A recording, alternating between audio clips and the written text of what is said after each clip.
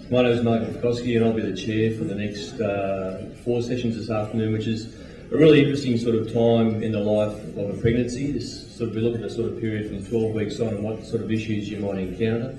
We're covering topics like the surrogacy birth plan, the sorts of things that you might encounter there, the family court and parental orders, and necessity or not. We'll do it from a legal perspective. The issues around citizenship and migration, bringing infants, born overseas back into Australia, which would be quite interesting, and then sort of post-birth care of newborns. So we have a range of experts this afternoon, which I think will be a really interesting sort of topic for us to listen to and ask some questions around. So what I'd like to do first of all is introduce the first topic, which is around the surrogacy birth plan, which is ensuring the expectation of both the surrogate and the actual intended parents are met. What do you do with things like, breastfeeding? What do you do? How do you care for the surrogate and post-birth? What are the expectations, or does the actual hospital or the ward staff understand what's going on? How do you prepare people and communicate your information through? We've got this afternoon Melinda Reels and Rachel Kundi, who are preparing for this particular session.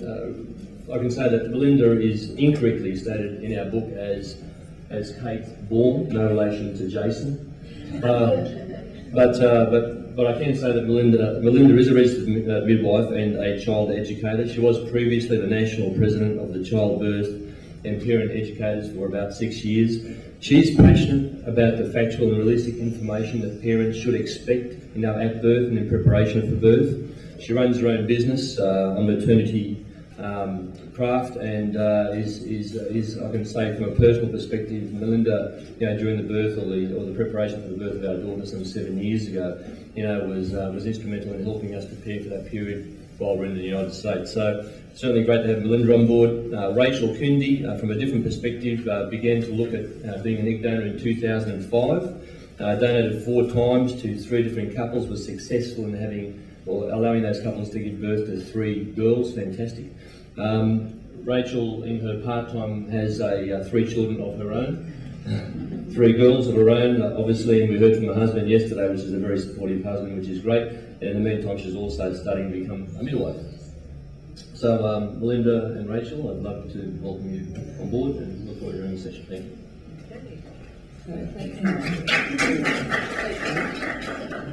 Please on. We're going to stand because I'm so short. So thanks, Mark, for the introduction, and thank you everyone for coming to the session. So the aims of this session, first of all, is to educate. If you're a surrogate who is pregnant or have a surrogate who is pregnant, most of the hard work is done. We now want to educate you on the future options you have as you approach D-Day and help you all develop some realistic expectations. Some of you will go down the international surrogacy path, which is obviously faces some barriers in regards to your birthing choices and what you can actually achieve in that regard. So Melinda is here to help decrease any potential conflict and increase satisfaction during this highly emotional time. So although planning the birth experience is a very important one, it also needs to be taken into consideration as part of the whole surrogacy journey. Melinda, can you take us through what choices are available in concern to surrogacy birth? Okay. So as we've heard a lot over the last 2 days, it's really important that you know the rules and regulations of wherever you're having a baby, no matter whether it's a state in Australia or whether it's overseas. And one of the things we heard this morning was that, probably a large percentage, 80% or more, of women in the Asian countries will actually have a caesarean section, which is certainly not the ultimate goal here in Australia. But it's really being aware of what's available to you and knowing what those rules and regulations are, and then being able to have choices where possible to discuss those options and be able to change them, or whether you are pretty much stuck into what's being offered to you. So in Australia, the surrogate has just as much right over the, where she'll birth the baby and how she wants to birth the baby as the intended parents do. So I think it's really important when you're going into those discussions that as an intended parent, you actually know what the labour process is all about. They spoke earlier today about knowing potential things that could go wrong, you know, when you have a baby and bringing them home, and different issues between surrogates and intended parents. Well, the same is true of labour, because yeah, there are babies that do come early. There are things like gestational diabetes or high blood pressure, preeclampsia, those types of things which can actually impact on the pregnancy, but also during the labour itself. There's a lot of things that we would consider normal which you perhaps wouldn't, and vice versa. So there's some things that would actually need medical care quite quickly with little consent from the woman who's birthing. But if you're wanting to go into a relationship with a surrogate, it's great to have ideas about what you'd like, but you really need to have a good solid understanding or education of those ideas before you actually put them to the surrogate. Because it would be lovely to say, you know, I want you to have a labour and birth with little or no intervention and definitely no drugs. You know, well, there's only 25% of women in Australia who birth that way, so, you know, are you going to be one of those 25% or less? So it's about having the knowledge and having the education. So I think being educated about these things is really important before you go into it. The other thing about that, you know, as I mentioned earlier, is about when you are overseas, and even here, what those policies are of the hospital and what is available, also what the surrogate wants, you know. So sometimes you both have to compromise and come somewhere in between. And I think that's really important, that when you're doing those discussions, you actually know the information and go forward. And I think, you know, obviously we're very flexible is what we want to be across. Flexibility is. You were also sort of talking before about a contingency plan. Yeah. Always have a contingency plan. Yep. So obviously when approaching a surrogacy birth here in Australia, we recommend that you obviously have in-depth conversations between the intended parents and surrogate, but not only with those parties involved, but also reach out to hospitals where you're planning on giving birth, any healthcare professionals that are going to be involved in the birthing process. So who are those people that we need to get into contact with, and what are the important things that we need to discuss with those people? Okay, so when it comes to discussions, even just basic information, if you're setting up a birth plan, like who do you want to be at the birth? Do you want to be at the birth? Does the surrogate feel comfortable having both of you at the birth? Can they have their own partner or support person at the birth? Do they want to have their children involved? If you have other children, do you want them involved? You know, who's actually going to be there is one of the number one key things that we talk about to any expectant parent. So intended parents and surrogates, it's exactly the same.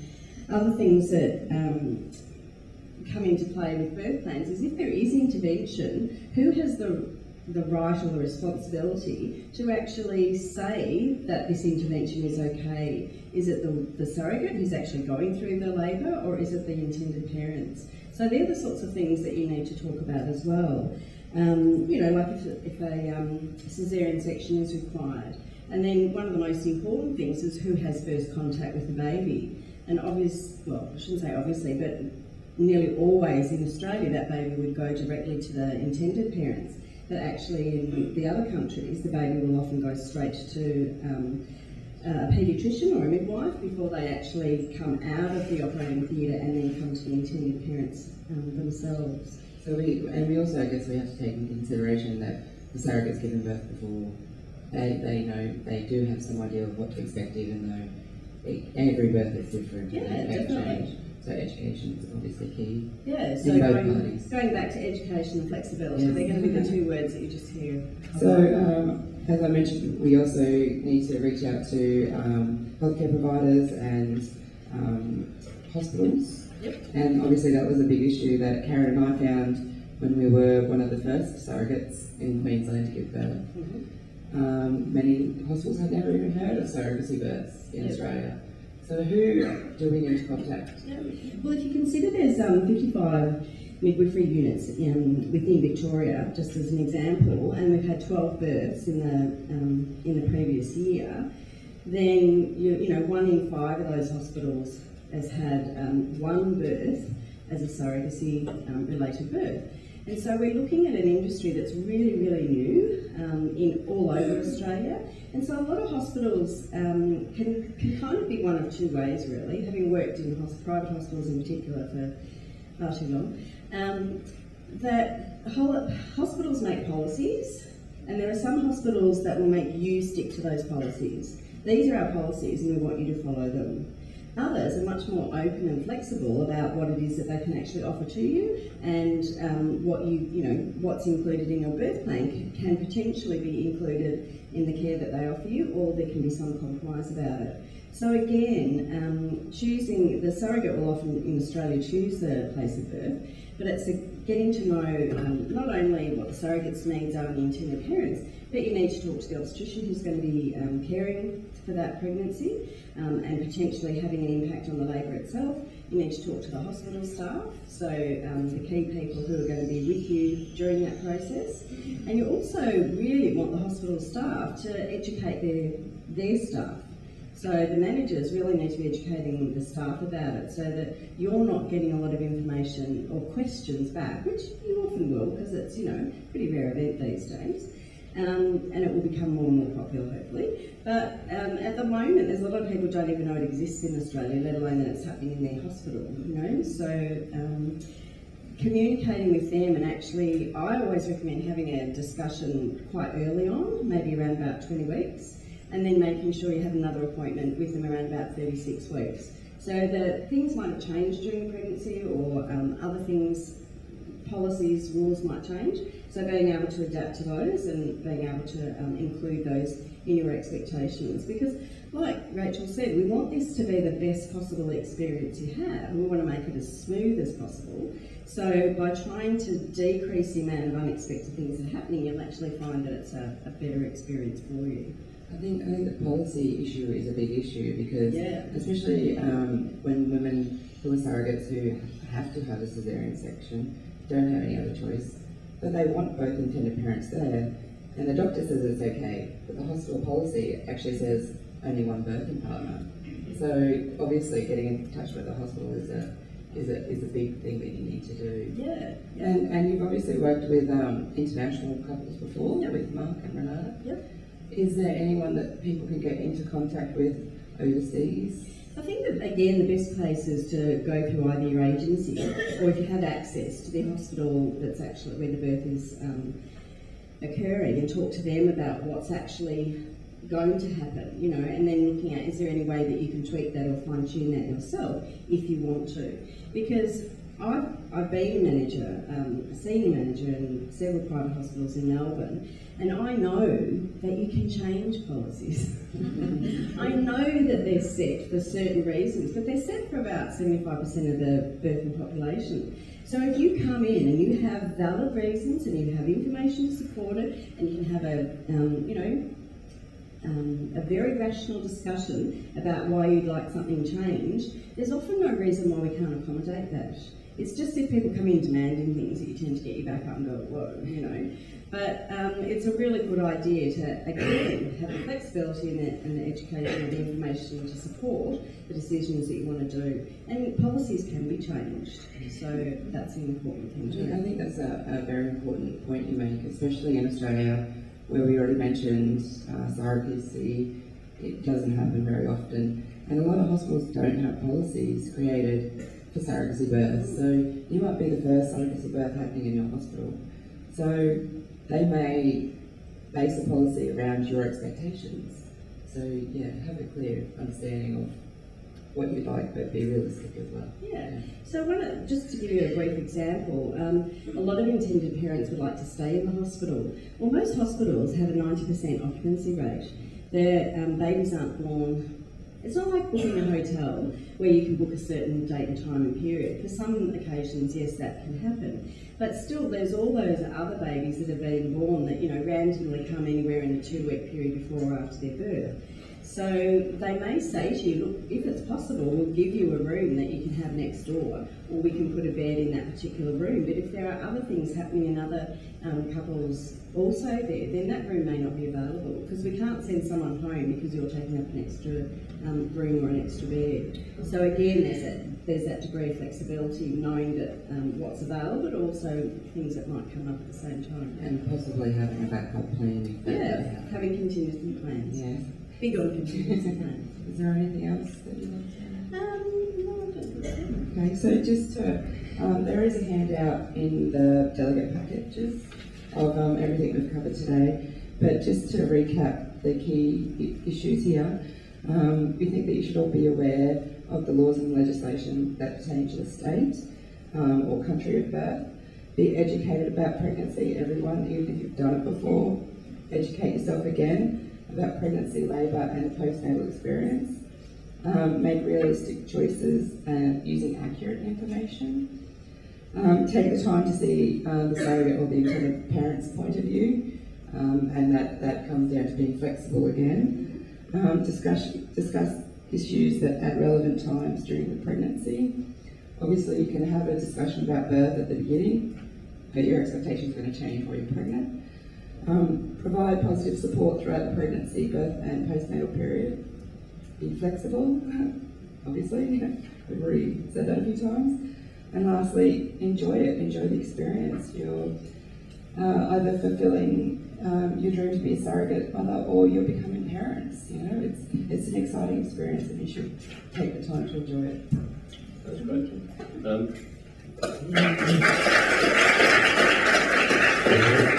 Are there any questions for Linda or Rachel? Yep. Can I just make a point of how important communication actually is? Yeah. Because we went to a public hospital and even though we had the before sit-down meeting, by the time it came to birth there was still a lot of wires crossed and people that had come in and had no clue over what was happening and why it was happening. Because staff change, it depends on who you communicated with in the hospital as to whether they've passed that on, and often it doesn't. So once you've had those discussions, I always recommend write it down, what you've discussed, send it in, and make sure that that's in your file somewhere. Even it helps, say, having a meeting sort of a couple of weeks before you're due. Yeah, definitely. Like I said, have one around 20 weeks, if not, thereabouts, but definitely around about 36. Yeah. I think another good thing to do is try to have continue your care. See the same people if you can. I know it's not an option for everyone.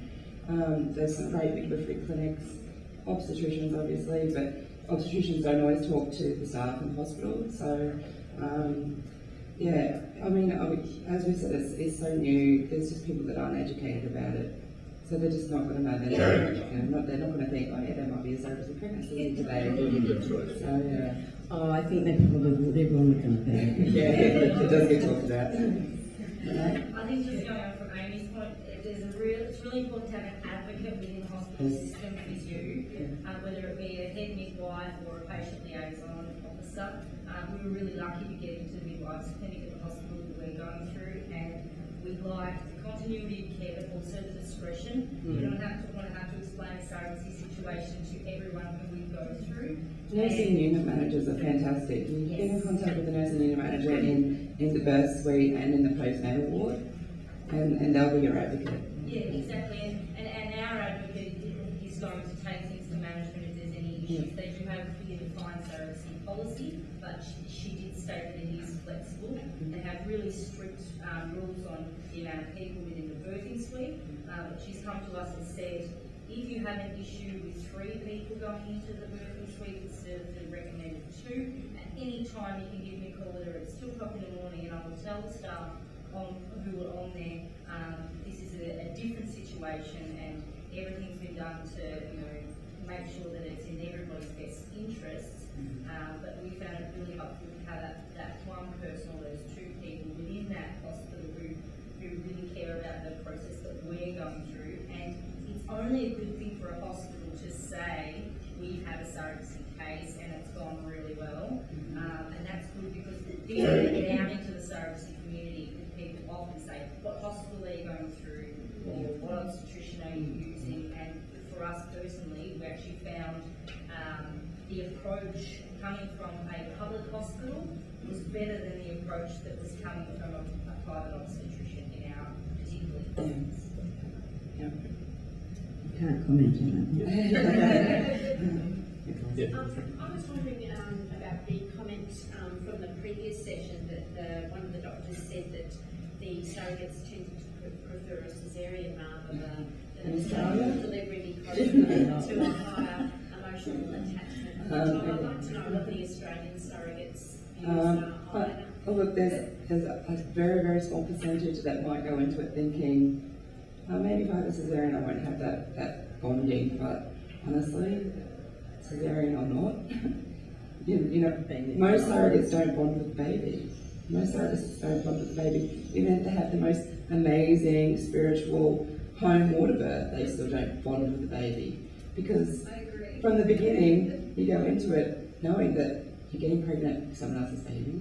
When you feel the baby kick, you think, oh, that's nice, but it's not your baby. You're so emotionally prepared that that baby's not yours, that there's not even a window open for that bonding to happen afterwards. I mean, obviously, every surrogate's different, and they might disagree with me, but... And did you also find, they also mentioned the surrogates wanting to have an earlier C-section to hurry up and get on? I think a lot of surrogates, personally as a surrogate, my first surrogacy, I ended up having a cesarean for various reasons, even though I had natural delivery previously. And one of on the bottom of my list was that I always go overdue, and I didn't want the pressure on me to have a baby, because it's hard enough for you putting the pressure on yourself that you've got excited parents waiting that didn't particularly live close. So, I mean, it wasn't the deciding factor that I decided to have a cesarean for, but it was very, very low on the list that there is pressure. But personally, looking back on it, I think I was ridiculous. I should have just gone natural. Yeah. If I can just make a quick comment on the previous question, people tend to focus on the word surrogacy, but if you think about people who foster or adopt, they have exactly the same rationale. You know, they know that these aren't their children. They're actually taking on board these children to foster or adopt for a certain period of time, fostering in particular, and that child will then go into a good home, or they've come into adoption knowing that they're going to accept that child from a different home. So it's all about the rationale. I know from all the surrogates I've met, and you know, it's not thousands, but they all come in with the same idea. This is something I'm going to do for someone else. So, you know, and the preparedness of that works towards them saying, well, you know, you obviously can't not be associated with the pregnancy. You're carrying a child for 8 or 9 months, but really, you've known right from the beginning, and it rarely happens. It does happen, but it rarely happens. Yeah, I agree. All right, ladies and gentlemen, I'd like to thank Rachel and Melb